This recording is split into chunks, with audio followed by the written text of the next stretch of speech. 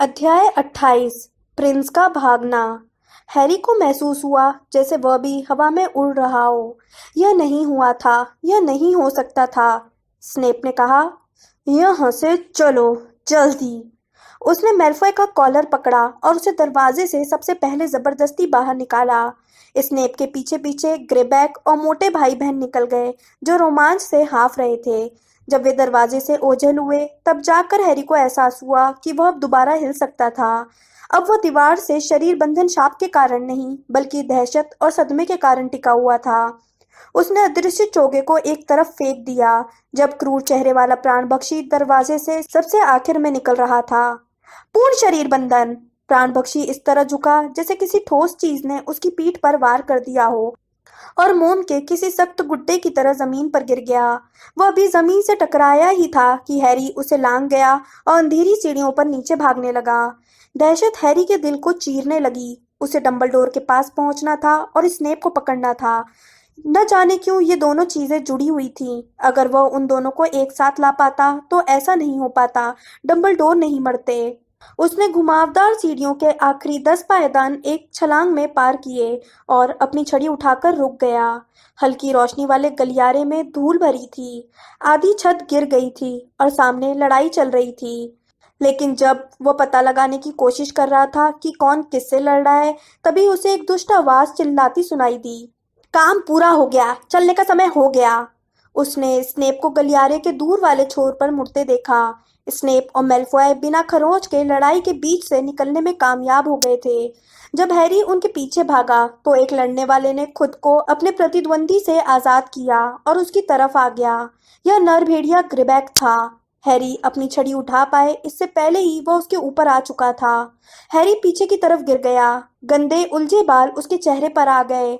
पसीने और खून की बदबू अब उसकी नाक और मुंह में भर रही थी। उसके गले में गर्म लोभी सांस पड़ रही थी। पूर्ण शरीर बंधन। हैरी को ग्रेबैक खुद पर गिरता हुआ महसूस हुआ। उसने बहुत कोशिश करके नरभेड़ियों को दूर हटाया और फर्श पर गिरा दिया। जब हरी रोशनी की एक लहर उसकी तरफ उड़ती हुई आई, उसने गोता लगाया और सिर आगे करके लड़ाई के बीच भागा। उसके पैर फर्श पर किसी मोटी और फिसलन भरी चीज से टकराए, जिससे वह लड़खड़ा गया। वहां पर खून के तालाब में दो शरीर पड़े हुए थे, लेकिन वे कौन थे यह देखने का समय नहीं था। हैरी को अब अपने सामने लाल बाल लपटों की तरह उड़ते दिख रहे थे। जिनी मोटे प्राणभक्षी एमिकस के साथ लड़ रही थी, जो उस पर मंत्र मारे जा रहा था, लेकिन जिनी उनसे बचती जा रही थी। एमिकस खिलखिला रहा था और इस खेल का आनंद ले रहा था। पीड़ितो, पीड़ितो, तुम हमेशा तो नहीं बच सकती लड़की। बाकी तो, हैरी चिल्लाया। उसका मंत्र एमिकस के सीने में लगा। वह दर्द से सुअर की तरह चिंघाड़ा और उसके पैर हवा में उठकर पीछे वाली दीवार से टकरा गए। वह टकरा कर फिसला और रॉन, प्रोफेसर मैगोनिकल तथा ल्यूपिन के पीछे ओझल हो गया, जो एक एक प्राणभक्षी से लड़ रहे थे। हैरी ने देखा कि उनके पीछे टोंक्स सुनहरे बालों वाले एक ऊंचे पूरे जादूगर से लड़ रही थी, जो सभी दिशाओं में शाप मारे जा रहा था। उसके शाप दीवारों से टकराकर चारों तरफ उड़ रहे थे। इस वजह से पत्थर टूट रहे थे और सबसे पास वाली खिड़की टूट चुकी थी। हैरी, तुम कहाँ से आ रहे हो? जिनी चिल्लाई, लेकिन जवाब देने का समय नहीं था। हैरी अपना सिर नीचे करके आगे की तरफ भागने लगा। वह एक विस्फोट से बाल बाल बचा, जो उसके सिर के ऊपर हुआ और जिसके कारण उन सभी पर दीवार के टुकड़ों की बौछार हो गई। स्नेप भाग नहीं पाएगा, वह स्नेप को पकड़ लेगा। यह लो, प्रोफेसर मैगोनिकल चिल्लाई और हैरी को महिला प्राणभक्षी एलेक्टो की झलक दिखी, जो अपने हाथ सर पर रखकर गलियारे में भाग रही थी। उसका भाई उसके ठीक पीछे था। हैरी उनके पीछे लपका, लेकिन उसका पैर किसी चीज में उलझ गया और अगले ही पल वह किसी के पैरों पर गिर पड़ा। उसे नेविल का पीला गोल चेहरा फर्श पर टिका दिखा। नेविल, तुम ठीक हो? मैं ठीक हूँ, नेविल बुदबुदाया, जो अपना पेट पकड़े हुए था। हैरी, स्नेप और मैलफॉय भाग गए। मैं जानता हूँ, मैं उन्हीं के पीछे जा रहा हूँ, हैरी ने कहा और फर्श से एक मंत्र सुनहरे बालों वाले उस ऊंचे पूरे प्राणभक्षी पर मारा, जो सबसे ज्यादा हंगामा मचा रहा था। जब मंत्र उसके चेहरे से टकराया तो उसने दर्द भरी आवाज निकाली। फिर वो लड़खड़ाता हुआ भाई बहन के पीछे भागा। हैरी फर्श से उठा और गलियारे में भागने लगा। उसने पीछे से आती धमाकों की आवाज को नजरअंदाज कर दिया। बाकी लोग उसे लौटने के लिए आवाजें लगा रहे थे, लेकिन उसने उनकी एक नहीं सुनी। उसने जमीन पर गिरे शरीरों की तरफ ध्यान भी नहीं दिया, जिनकी किस्मत का उसे अब तक पता नहीं था। वह एक मोड़ पर मुड़ा और फिसल गया। खून के कारण उसके जूते फिसल रहे थे। स्नेप काफी आगे निकल गया होगा। क्या यह संभव था कि वह आवश्यकता कक्ष में जाकर अलमारी में घुस गया हो, या फिर माया पंछी के समूह ने अब तक वहां का रास्ता बंद कर दिया होगा ताकि प्राण पक्षी उस रास्ते से वापस न लौट पाए। उसे अपने कदमों की आवाज के अलावा कोई और आवाज सुनाई नहीं दे रही थी। अगले खाली गलियारे में भागते समय उसका दिल तेजी से धड़क रहा था। फिर उसे पैर का खून भरा निशान दिखा, जिससे उसे यह पता चल गया कि कम से कम एक प्राण पक्षी स्कूल के सामने वाले दरवाजे की तरफ भागा था। शायद आवश्यकता कक्ष का रास्ता सचमुच रोक दिया गया था। वह एक और मोड़ पर मुड़ा। एक सांप उसके पास से गुजर गया। वह एक कवच के पीछे छिप गया, जिसमें विस्फोट हो गया। उसने प्राण पक्षी भाई बहन को आगे संगमरमर की सीढ़ियां उतरते देखा और उन पर मंत्र साधा, लेकिन उसका शाप सीढ़ियों के नजदीक वाली जादूगरनी की तस्वीर पर पड़ा, जो चीखती हुई पास की दीवारों में भाग गई। कवच के अवशेषों के ऊपर से उछलते समय हैरी को चीखने चिल्लाने की और आवाजें आने लगी। ऐसा लग रहा था कि महल के बाकी लोग भी जाग गए थे। वह एक शॉर्टकट की तरफ भागा ताकि भाई बहन से आगे निकलकर स्नेप और मेलफॉय के करीब पहुंच सके, जो निश्चित रूप से अब तक मैदान में पहुंच गए होंगे। उसने आधी दूरी पर छिपी हुई सीढ़ी कूदकर पार की और एक दीवार दरी के अंदर घुस गया। वह एक गलियारे में बाहर निकला, जहां मेहनतकश के बहुत से चक्राए विद्यार्थी पैजामा पहन रहे थे। हैरी, तुमने शोर सुना? कोई मौत के निशान के बारे में कुछ कह रहा था। अर्नी मैकमिलन ने कहना शुरू किया। रास्ते से हट जाओ, हैरी चिल्लाया और दो लड़कों को एक तरफ धकेलते हुए नीचे भागा। बाकी की संगमरमर की सीढ़ियां उसने झटपट पार की। बलूत की लकड़ी का सामने वाला दरवाजा धमाके से खुला। सीढ़ियों पर खून के दाग थे और कई आतंकित विद्यार्थी दीवारों से टिके खड़े थे। एक दो ने तो अपने हाथ अपने चेहरे पर रख लिए थे। गरुड़ द्वार का विशाल स्कोरबोर्ड एक शाप से टूट गया था और उसके माणिक अब नीचे फर्श पर गिर रहे थे। हैरी प्रवेश हॉल के पार भागा और बाहर अंधेरे मैदान में पहुंच गया। सामने तीन आकृतियां घास पर तेजी से भाग रही थीं। वे अंतर्ध्यान होने के लिए दूर वाले गेट तक जा रही थीं। उन्हें देखकर लगता था कि पीछे वाला वही विशाल सुनहरे बालों वाला प्राणभक्षी होगा और उससे थोड़े आगे स्नेप तथा मेलफॉय भाग रहे होंगे। उनके पीछे भागते समय हैरी के फेफड़ों में रात की ठंडी हवा चुभने लगी। उसे दूरी पर एक रोशनी की चमक दिखी, जिससे पल भर के लिए उसे आगे भागने वालों की आकृतियां दिख गई। वह नहीं जानता था कि वह क्या था, लेकिन वह लगातार भागता रहा। वह इतने करीब नहीं था कि अच्छी तरह निशाना लगा सके। एक और चमक, चिल्लाने की आवाजें, रोशनी की एक और चमक, और फिर हैरी समझ गया। हैग्रिड अपने केबिन से बाहर निकल आया था और प्राणभक्षियों को भागने से रोकने की कोशिश कर रहा था। हालांकि हर सांस हैरी के फेफड़ों में घाव कर रही थी और उसके सीने पर हर पसली आग की तरह जल रही थी, लेकिन हैरी ने अपने सिर में एक अनपेक्षित आवाज सुनी। हैग्रिड नहीं, हैग्रिड नहीं। पीछे से कोई चीज आकर हैरी से टकराई और वह आगे की तरफ गिर गया। उसका चेहरा जमीन से टकराया और उसके दोनों नथुनों से खून बहने लगा। जब वो लुढ़का तो उसने अपनी छड़ी तैयार करते हुए सोचा कि वह शॉर्टकट का इस्तेमाल करके जिन प्राणभक्षी भाई बहन से आगे निकल आया था, वे उसके पीछे होंगे और उन्हीं ने उस पर हमला किया होगा। बादी तो, वह चिल्लाया जब वह लुढ़कने के बाद अंधेरी जमीन पर उकड़ू बैठ गया। उसका मंत्र चमत्कारिक रूप से एक प्राणभक्षी से टकराया, जो गिर गया, और उसने दूसरे को भी गिरा दिया। हैरी उछलकर दोबारा स्नेप के पीछे भागने लगा। अब उसे हैग्रिड की विशाल आकृति दिख रही थी। चांद की रोशनी अचानक बादलों के पीछे से बाहर निकल आई। सुनहरे बालों वाला प्राणभक्षी हैग्रिड पर शाप मारे जा रहा था, लेकिन हैग्रिड की जबरदस्त शक्ति और उसकी मोटी चमड़ी, जो उसकी अपनी दानवी माँ से विरासत में मिली थी, अब भी उसकी सुरक्षा कर रही थी। बहरहाल स्नेप और मेलफॉय अब भी भाग रहे थे। वे जल्दी ही गेट के पार निकल जाएंगे और अंतर्ध्यान हो जाएंगे। हैरी हैग्रिड और सुनहरे बालों वाले प्राणभक्षी के पास से भागा। उसने स्नेप की पीठ का निशाना साधा और चिल्लाया, स्तब्ध हो। उसका निशाना चूक गया। लाल रोशनी की लहर स्नेप के सिर के पास से निकल गई। स्नेप चिल्लाया, भागो ड्रेको। स्नेप मुड़ा। 20 गज के फासले से उसने और हैरी ने एक दूसरे की तरफ देखा और एक साथ अपनी छड़ियां उठाई। पीढ़ी, लेकिन स्नेप ने उस शाप को रोक दिया और हैरी शाप को पूरा करने से पहले ही पीछे की तरफ सिका गया। हैरी दोबारा उठकर खड़ा हुआ जब विशाल प्राणभक्षी उसके पीछे से चिल्लाया, अग्निडंको। हैरी ने एक विस्फोट धमाका सुना और एक नारंगी रोशनी उन सभी पर फैल गई। हैग्रिड के केबिन में आग लग गई थी। हैग्रिड गरजा। दुष्ट कहीं के, अंदर फैंग है। पीड़ी, हैरी दोबारा चिल्लाया और नाचती आग की रोशनी में चमकती सामने वाली आकृति पर निशाना लगाया। लेकिन स्नेप ने एक बार फिर मंत्र को रोक दिया।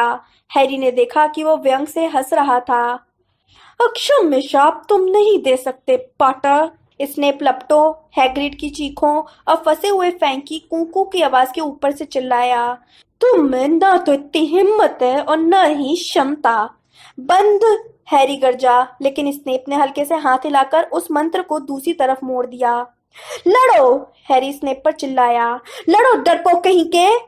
डरपोक, तुमने मुझे क्या कहा पॉटर? स्नेप चिल्लाया। तुम्हारे डैडी तो अपने 3 साथियों के बिना मुझ पर हमला नहीं करते थे, तुम उन्हें जाने क्या कहोगे? स्तब्ध।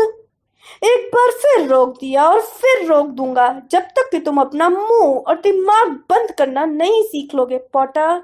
स्नेप ने व्यंग से कहा और एक बार फिर शाप को मोड़ दिया। अब चलो, उसने हैरी के पीछे वाले ऊंचे पूरे प्राणभक्षी से चिल्लाकर कहा। अब चलने का समय हो गया है, इससे पहले कि मंत्रालय आ जाए। बाधी, लेकिन इससे पहले कि वो मंत्र पूरा कर पाए हैरी को काफी दर्द होने लगा। वो घास पर लुढ़क गया। कोई चीख रहा था, कोई यातना से मर रहा था। स्नेप उसे मौत या पागल होने तक तड़पाता रहेगा। नहीं, स्नेप की आवाज गरजी और दर्द उतनी ही अचानक रुक गया जितनी अचानक ये शुरू हुआ था। हैरी अंधेरी घास पर पड़ा हुआ था। उसकी छड़ी उसके हाथ में थी और वो हाँफ रहा था। उसे स्नेप के चिल्लाने की आवाज सुनाई दी।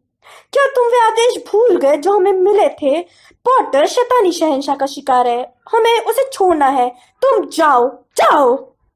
और हैरी को अपने नीचे की जमीन कांपती हुई महसूस हुई जब प्राणभक्षी भाई बहन और ऊंचे पूरे प्राणभक्षी ने स्नेप के आदेश का पालन किया तथा गेट की तरफ भागने लगा। हैरी के मुंह से गुस्से की एक अस्पष्ट चीख निकली। इस पल उसे जीने मरने की परवाह नहीं थी। वह उठकर खड़ा हुआ और स्नेप की तरफ लपका। अब उसे इस आदमी से उतनी ही नफरत थी जितनी कि वोल्डेमॉर्ट से थी। सेक्टम, स्नेप ने अपनी छड़ी लहराई और शाप एक बार फिर दूसरी तरफ मुड़ गया। हैरी अब सिर्फ कुछ फुट दूर था और उसे स्नेप का चेहरा आखिरकार साफ दिख रहा था। अब स्नेप व्यंग से मुस्कुरा नहीं रहा था। जलती हुई लपटों में उसका चेहरा आग बबूला दिख रहा था। अपनी एकाग्रता की सारी शक्ति बटोरकर हैरी ने सोचा, आकाशगा। नहीं पॉटर, स्नेप चीखा। एक जोरदार धमाका हुआ और हैरी पीछे की तरफ उड़ने लगा। एक बार फिर वह जमीन पर तेजी से गिरा और इस बार उसकी छड़ी उसके हाथ से उड़ गई। उसे हैग्रिड के चिल्लाने और फैंग के भौंकने की आवाजें सुनाई दी। जब स्नेप करीब आकर उसे देखने लगा तो वह छड़ी के बिना डंबलडोर जितना ही असुरक्षित था। स्नेप का पीला चेहरा केबिन की लपटों में चमक रहा था। उस पर इस वक्त उतनी ही नफरत थी जितनी डंबलडोर को शाप देते समय थी। तुम मेरे ही मंत्रों का प्रयोग मेरे ही खिलाफ करने की जरूरत कर रहे हो पॉटर। इनकी खोज मैंने की थी, मैंने, हाफ ब्लड प्रिंस ने, और तुम मेरे आविष्कार मेरे ही खिलाफ आजमा रहे हो अपने डैडी की तरह, है ना? मुझे ये बात पसंद नहीं आई। नहीं। हैरी ने अपनी छड़ी उठाने के लिए छलांग लगाई। स्नेप ने छड़ी पर एक मंत्र मारा और यह अंधेरे में कुछ फुट दूर जाकर ओझल हो गई। तो मुझे मार डालो, हैरी ने हाँफते हुए कहा, जिसके मन में जरा भी डर नहीं था, सिर्फ गुस्सा और नफरत थी। मुझे भी उसी तरह मार डालो जिस तरह तुमने डंबलडोर को मारा था, डरपोक कहीं के।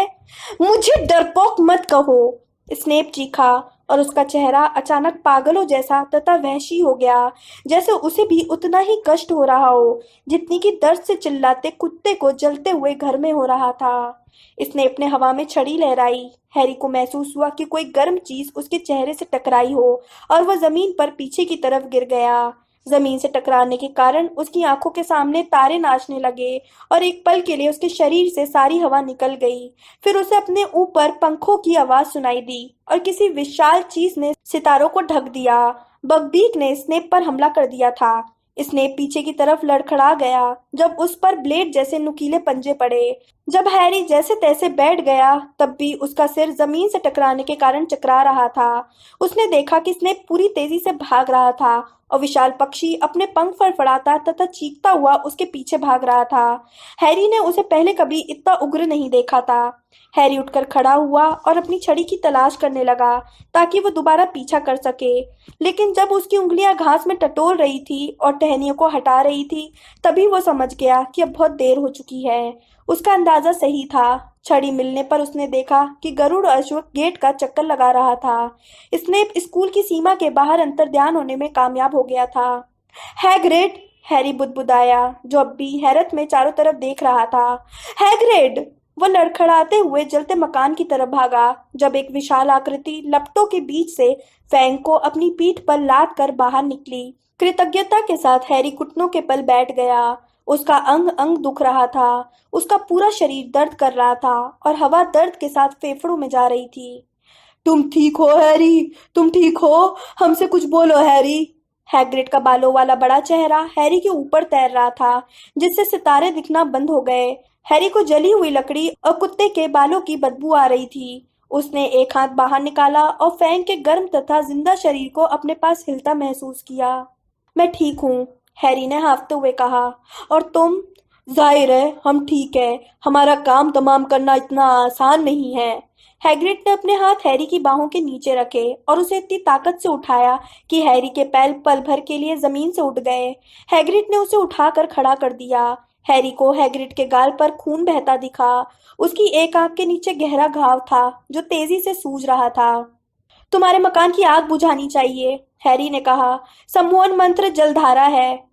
जानते थे कि ऐसा ही कुछ होगा, हैग्रिड बुदबुदाया और गुलाबी फूलों वाली छतरी उठाकर बोला। जलधारा।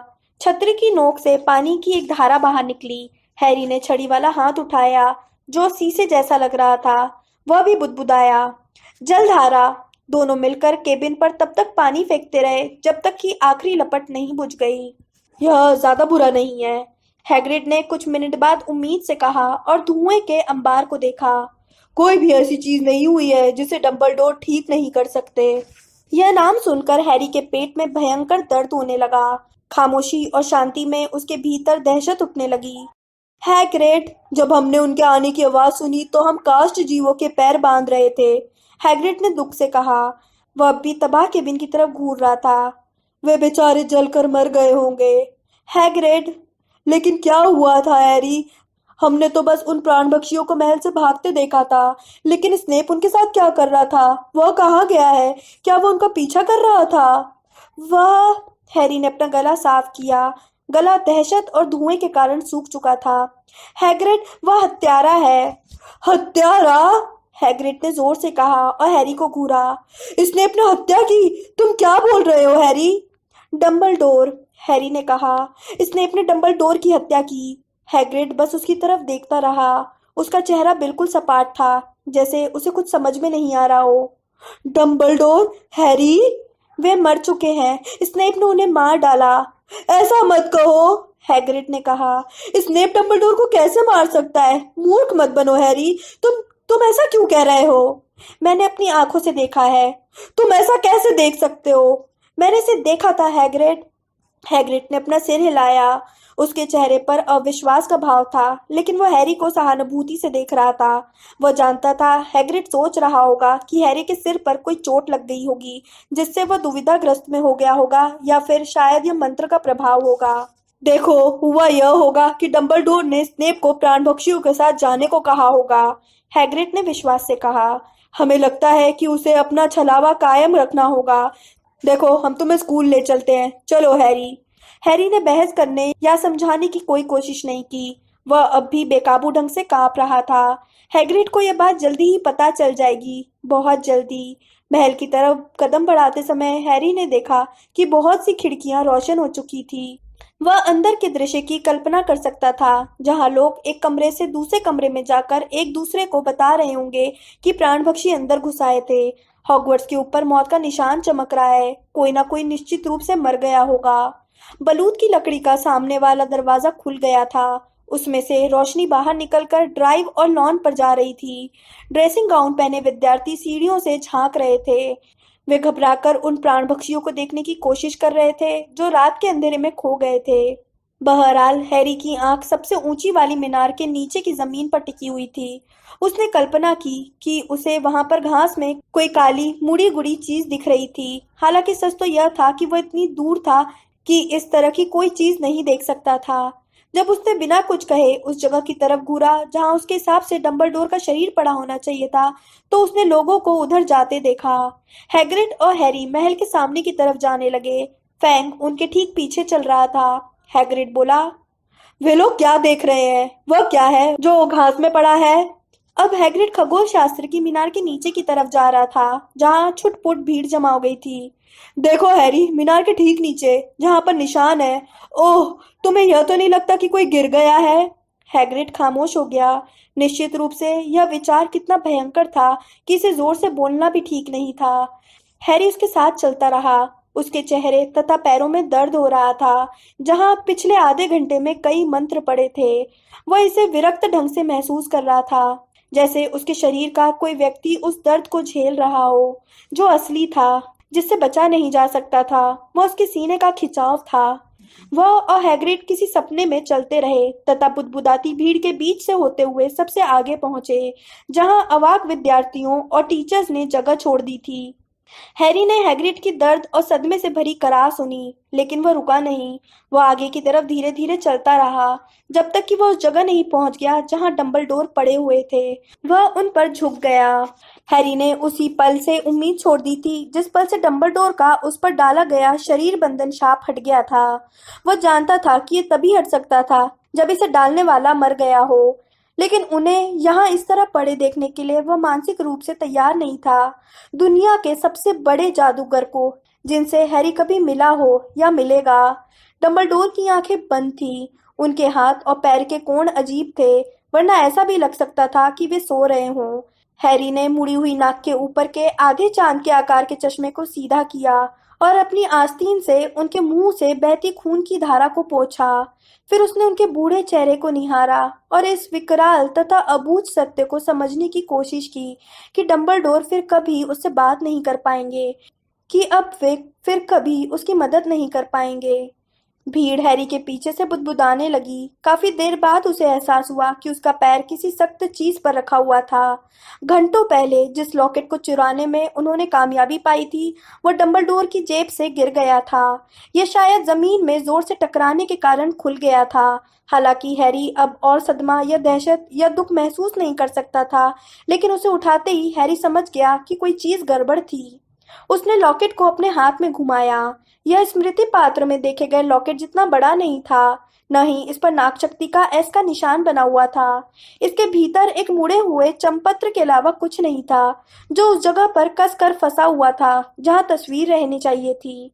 वह क्या कर रहा था, यह सोचे समझे बिना हैरी ने चमपत्र के टुकड़े को बाहर निकाला और उसे खोला। उसने चमपत्र को कई छड़ियों की रोशनी में पढ़ा, जो अब उसके पीछे जल चुकी थीं। शैतानी शहंशाह को, मैं जानता हूँ कि तुम इसे पढ़ोगे उससे पहले ही मैं मर चुका हूँगा, लेकिन मैं चाहता हूँ कि तुम्हें यह पता चल जाए कि मैंने तुम्हारे रहस्य को खोजा था। मैंने असली हॉर्क्रक्स चुरा लिया है और मैं इसे जल्दी से जल्दी नष्ट करने वाला हूँ। मैं इस आशा में मौत को गले लगा रहा हूँ कि जब तुम अपनी टक्कर के व्यक्ति से मिलोगे तो तुम एक बार फिर नश्वर बन जाओगे। RAB। हैरी इस संदेश का मतलब नहीं समझ पाया, न ही उसे इस बात की परवाह थी। सिर्फ एक ही चीज महत्वपूर्ण थी, यह असली हॉर्क्रक्स नहीं थी। डंबलडोर ने उस भयंकर काढ़े को पीकर खुद को खामखा कमजोर कर लिया था। हैरी ने चमपत्र को अपने हाथ में मरोड़ा और उसकी आंखें आंसुओं से जलने लगी। उसके पीछे फैंग रोने लगा था।